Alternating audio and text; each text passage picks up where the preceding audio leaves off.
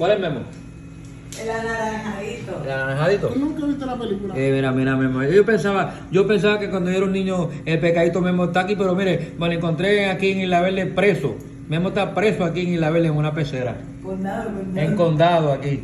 Mire qué linda esta pecera. Aquí, mira qué linda esta pecera. Estamos aquí, esto es precioso. Precioso.